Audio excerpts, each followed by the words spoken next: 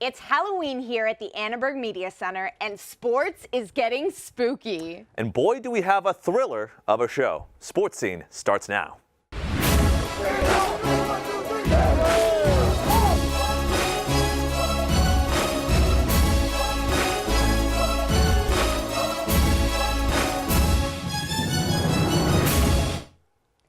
Happy Halloween and welcome to Sports Scene. I'm Chloe Christikopoulos. And I'm Keith DeMolder. How fitting that on the day of orange and black that we will preview the Cardinal and Golds game against Oregon State. So, on the football team, we had a few coaching changes this week. Offensive line coach Neil Callaway was relieved of his duties, and Tim Drevno will now be taking over. Head coach Clay Helton will take over play calling for offensive coordinator T. Martin. T. Martin will continue to be involved and coach our wide receivers. It's something that I've been itching for. I don't, it's something that I'm very confident in T's ability as a play caller and as a coach. And it's something that I wanted to do, and something that I'm hoping will push our offense forward. I had a meeting before, and it wasn't the first time we had a meeting to discuss this. And just something that he's been feeling in his heart that he wanted to call plays again. I told him, you being the head coach, you have every right to want to do that. Athletic Director Lynn Swan called into ESPN LA 710 last night to express his support for Coach Helton. Swan did not guarantee that Helton will be back next year, but he did express his support and continues to believe in Helton. As for our quarterbacks, true freshman JT Daniels was cleared from concussion protocol and will start against OSU on Saturday. He will replace redshirt sophomore Jack Sears, who had his first career start for the Trojans on Saturday against ASU while Daniels was out. Sears was 20 for 28 and 235 yards, 2 touchdowns and a fumble. His mobility in the pocket added another tool for our Trojans to use. He ran for 10 yards on 10 carries. Junior wide receiver Michael Pittman Jr. has been one of the hottest pass catchers in the country over the last 3 games with 15 receptions for 340 yards and 5 touchdowns. Against ASU, he had 6 receptions for 90 yards and 2 touchdowns. We have another great receiver in redshirt sophomore Tyler Vaughns. He had 151 yards with his 82-yard punt return and a 48-yard touchdown catch. Against ASU, he threw a touchdown, caught a touchdown, and returned a punt for a touchdown. Wow. He has 34 receptions for 403 yards this season. Well, Vaughns is certainly lighting it up, and the rest of the USC offense will be lighting it up on Saturday in Corvallis. The defense is another story. While the offense will return their injured stars, the defense will still be without the talents of Talanoa Hufanga and Porter Gustin. Gustin did appear in Saturday's game, donning a walking boot and a cape to cheer on his team. Linebacker Cam Smith and safety Marvell Tell were back in practice yesterday and are expected to play this Saturday to dam up a dangerous Beavers offense. Starting running back Jamar Jefferson, a local kid out of Narbonne High School down in Harbor City, has dazzled in Corvallis and the nation as one of the year's best freshmen. The 5'10", 215-pound back has rushed for 1,034 yards and 12 touchdowns on just 162 carries, good for 3rd most in the country. He also has rushed for 100-plus yards 5 times this year, including a career-high 254 yards against ASU. We talked with head coach Clay Helton about what makes the Beavers so dangerous.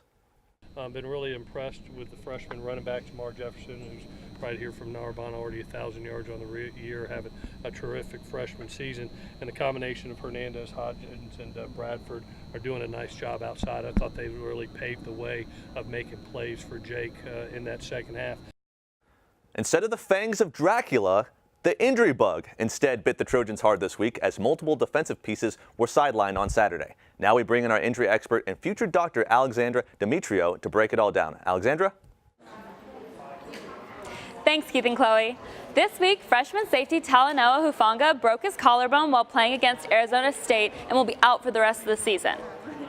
Collarbone fractures commonly occur from falling hard on the shoulder or by sustaining a really hard hit to the shoulder. Collarbone fractures can heal naturally, but depending on how serious the fracture is, surgery may be needed. This is Angel, and he's going to be our injury model. A collarbone fracture can make the shoulder droop downward and forward, and it can make it difficult and very painful to lift the arm. There's really no way to put a cast on the shoulder to help this heal in place, so a lot of times surgeons will put a metal plate in here to hold the bone properly. Thanks, Angel. The recovery time for an injury like this is usually 6 to 8 weeks. In other news, sophomore linebacker Levi Jones was out of practice with a hip injury, but Coach Helton hopes that he'll be playing again later this week. And as we mentioned earlier, JT Daniels was finally cleared through concussion protocol, which is awesome, and Coach Helton says he'll practice full throughout the week. That's all for this week's injury update. Back to you, Keith. Like every Scotch person knows, sometimes it's best to look at the tape. In the first edition of a new segment we're calling Keith's Keys, I'll be breaking down a USC defense that has struggled in recent weeks without some key players. Taking a look at this play for USC defensively, we can see that without the talents of Marvell Tell, who's usually the safety up top, USC is totally exposed to the pass. Arizona State quarterback Manny Wilkins found his man N'Keal Harry for a 44-yard touchdown. In Tell's place is the usual nickel corner at Janae Harris, who's supposed to contain the defense as a safety. As you can see on this play right here, he gets beat up top, and the receiver is wide open for the easy touchdown. On this next play, taking a look at this alignment for USC defensively inside the goal line, Arizona State is able to run it in quite easily. Manny Wilkins reads the Trojans D like a book with the read handoff option to Eno Benjamin. Usually Cam Smith or Porter Gustin, who are injured, would be there to stuff the run, but instead the USC secondary was not in on the play call, and they allowed an easy touchdown to Arizona State as they won 38-35. As head coach Clay Helton and the Trojans like to say, they'll look at the tape this week and make the necessary changes for this weekend when the team will travel up north to a hostile Oregon State environment. Speaking of transition plays, we'll now transition from the gridiron to the hardwood for a basketball preview at the desk. Guys, take it away. Thanks, Keith. Trojan basketball is just a week away, and there's a lot of excitement coming from the team this year. From breakout players to bold predictions, here's everything you need to know to prepare for the season. Starting off with the players, there's a lot of talent on this USC basketball team. Senior captain Benny Boatwright is poised for another big year as he stayed committed to SC after pulling his name from the draft last season. Named to the preseason Malone watch list as one of the best power forwards in the nation, Boatwright is looking to turn some heads and possibly land a spot in next year's draft. As long as he stays healthy, Boatwright will have a good shot at making the All-Pac-12 first team. And additionally, big men Nick Rakocevic and sharpshooter Jonah Matthews provide more veteran leadership on this team and will try to provide stability while the young players learn and grow. Speaking of the young players, five-star freshman Kevin Porter Jr. is a big reason USC has the number 18 recruiting class in the nation and a big reason for the optimism in the USC locker room. If Porter Jr. can live up to his potential, I would not be surprised to see him drafted in the top 20 of next year's NBA draft. And along with Porter Jr., we got four-star recruits Elijah Weaver and Jerron Brooks. They should have big impacts on this team. If all three freshmen can live up to their potential, expect to see USC gain a tournament bid and possibly even make a run. USC is coming into the season unranked, but there's a lot of potential if the team can click. We got to speak with upperclassmen Matthews and Boatwright at Media Day, and here's what they have to say about their veteran presence for the upcoming season.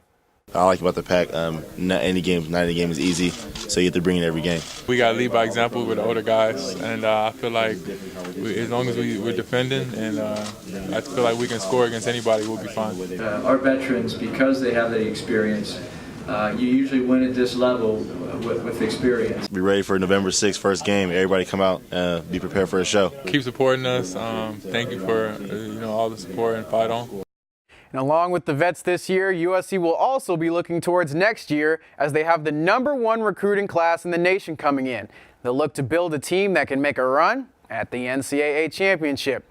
But that's still a year away, and Coach Andy Enfield believes the team has a chance this year to make some noise in college basketball. Now on to some bold predictions as I wear my losing Red Sox tie. I'm a Dodgers fan, don't worry. But on the hardwood, how do you think the Trojans are going to do this year, Noah? So this one may be bold, but I think that I have USC winning the Pac-12 this year over teams like Washington, UCLA, and Oregon, who are all ranked right now. I just think that Andy Enfield can help the freshmen grow. The veterans, Matthews and Boatwright, will definitely help them grow too. And I think a lineup that features Weaver, Matthews, Boatwright, Porter Jr., and Nick Rakocevic, I think can really do a lot of damage and can really help this Trojan team make a run in the Pac-12 tournament. What about you, Anwar? You know, Nick, I think this team is really going to do well. Our biggest problem, it wasn't anything about, our talent or our coaching. It was really just injuries. We were finally healthy. We finally got all guys in practice.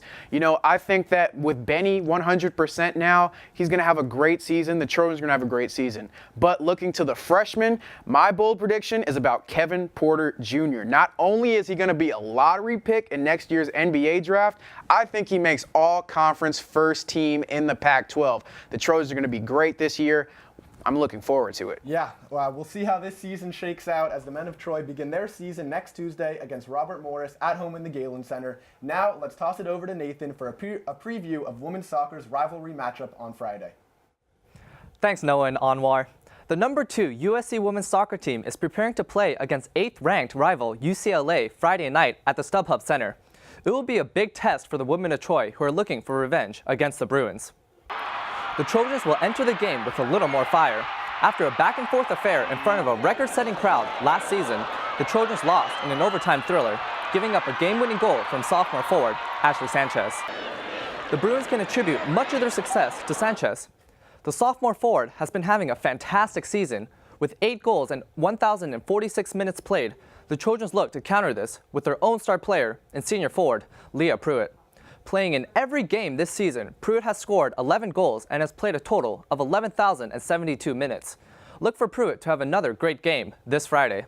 I think we prepare like it's every other game, but I think it's a little bit more meaningful just because they're from the same city as us and we know it's such a big rival, and it just means a lot to the USC family, so I think there's a little bit more meaning into this game, so yeah.